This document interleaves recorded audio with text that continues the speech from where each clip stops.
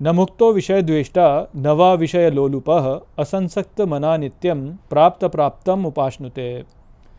नमस्कार मित्रों, ये जो श्लोक है ये अष्टावक्र गीता के 17वें अध्याय का 17वां श्लोक है, जिसे हम आज गहराई से समझेंगे। तो आइए सबसे पहले इसके अर्थ को समझते हैं। तो जो श्लोक है वो कहता है, न मुक्तो विषय द्वेष्टा, अर्थात न मुक्त विषय से द्वेष करने वाला होता है, न वा विषय लोलुपः, अर्थात न ही विषय में लोलुपता करने वाला होता है।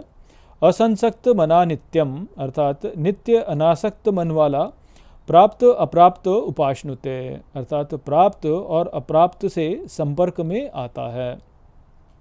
तो यहाँ पे बताया जा रहा है कि जो व्यक्ति नित्य अनासक्त मन वाला होता है वह और प्राप्त और अप्राप्त दोनों के ही संपर्क में आता है, किंतु क्योंकि वह मुक्त है इसलिए न तो वह विषय से द्वेष करने वाला होता है और न ही वो विषय में लोलुपता करने वाला होता है। तो यहाँ पर जो बात बताई जा रही है वो लगता है कि अष्टावक्र गीता में बहुत बार बताई जा चुकी है, और मेरा ये विचार हो रहा है कि अष्टावक्र गीता जो है वह बहुत रेपिटेटिव हो रही है। तो मैं सोच रहा हूँ कि अभी इसको यहाँ पे विराम दिया जाए और किसी अन्य ग्रंथ को उठाया जाए, क्योंकि देखिए ये विषय जो है मैं आपको पता नहीं कितनी बार बता चुका हूँ, यही बात जो है बार बार बोली जा चुकी है, तो ये थोड़ा सा रिपीटेटिव हो रहा है। इस कारण से मैं सोच रहा हूँ कि इसको थोड़ा रोका जाए और किसी अन्य ग्रंथ को उठाया जाए। परंतु मैं सोच रहा हूँ कि जो ये 17वां अध्याय है इसको मैं पूर्ण कर लूँ, और 17वें अध्याय में और बहुत अधिक श्लोक शेष बचे नहीं है, मुझे लगता है 3-4 श्लोक ही और बाकी बचे हैं। तो इतने को मैं व्याख्या दे देता हूँ, उसके पश्चात मुझे लगता है कि मुझे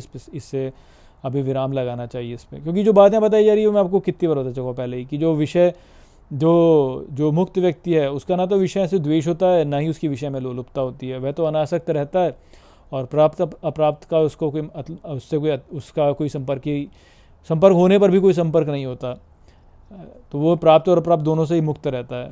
तो ये बात तो मैं आपको बहुत बार पहले भी बता चुका हूँ, और मुझे लगता है कि आपके लिए भी रेपिटेटिव हो रहा होगा। तो ले दे के हमको जो समझना है वो यही है कि प्राप्त और अप्राप्त का कुछ है नहीं वास्तव में, यहाँ पे कुछ यहाँ पे प्राप्त करने को है ही नहीं वास्तव में। तो प्राप्त अप्राप्त बोलें क्या यहाँ पे? जैसे हमारा जो स्वप्न होता है, उस स्वप्न में जब हमने कुछ भी पा लिया तो क्या पाया? कुछ भी नहीं पाया वास्तव में, स्वप्न समाप्त, सब समाप्त। ठीक उसी प्रकार से इस संसार में भी आपने कुछ पा लिया चाहे नहीं पाया, क्या फ़र्क पड़ा? मृत्यु पर्यंत सब समाप्त। तो इसलिए जो है जो मुक्त व्यक्ति होता है वह विषय में ना तो लोलुपता रखता है ना उससे द्वेष करता है, क्योंकि प्राप्त अप्राप्त जो है उससे संपर्क में आने पर भी वास्तव में कुछ है नहीं।